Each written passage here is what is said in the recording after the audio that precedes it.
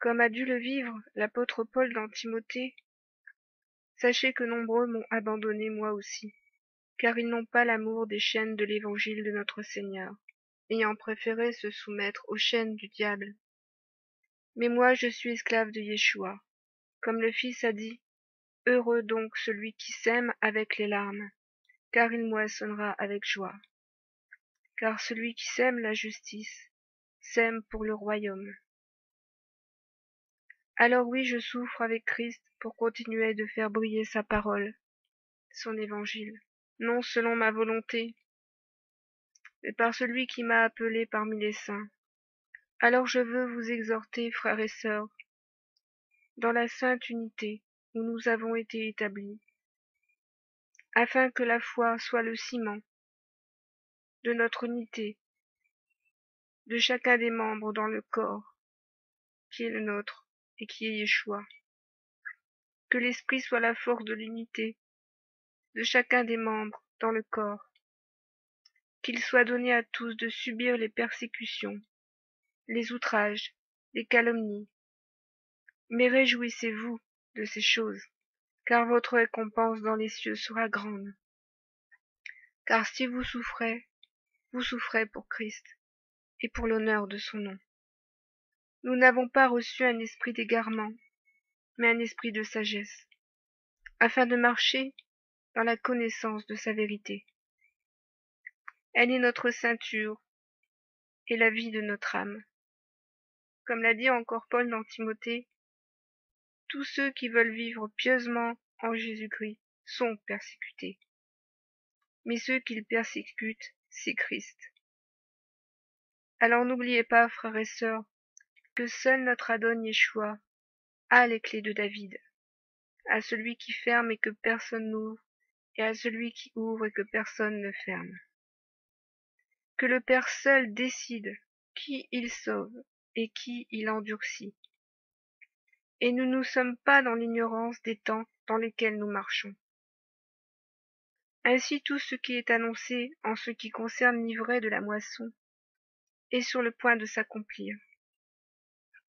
Le Père émonde sa vigne, afin qu'elle porte encore plus de fruits, et retranche ce qui doit être retranché. Ainsi souffrez, mais réjouissez-vous, que vous n'ayez pas été retranchés, mais émondés.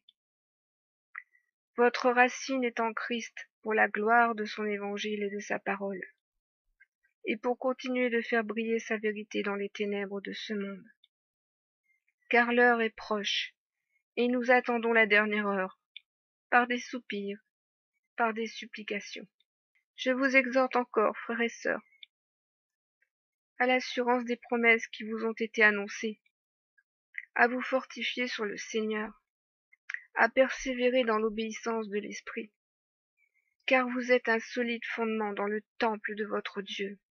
Dieu vous a prédestinés à l'avance, afin que nous devenions semblables au Fils, car nés du Fils, nés du premier-né des morts.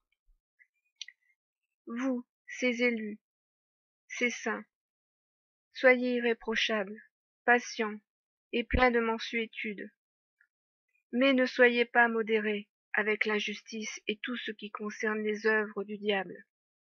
Et je vous parle ici du péché.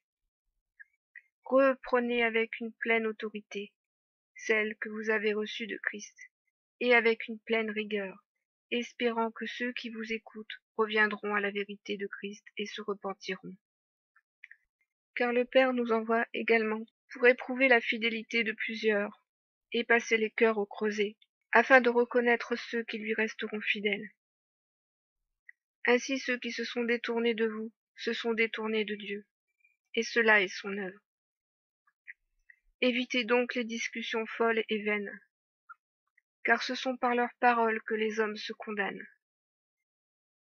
Menez le bon combat, qui est celui de la foi, afin que votre fidélité soit inébranlable, à l'image du Fils qui a obéi au Père jusqu'à la mort. Sachez que vous aussi vous êtes morts au monde, morts au péché, mais vivants en celui qui est ressuscité, et qu'il vous a caché en son sein, afin que vous paraissiez dans sa gloire le jour où il reviendra. Alors fortifiez-vous, frères et sœurs, soyez exhortés, et que la grâce de Yeshua fortifie vos âmes et vos cœurs par la toute-puissance de son esprit. Soyez bénis.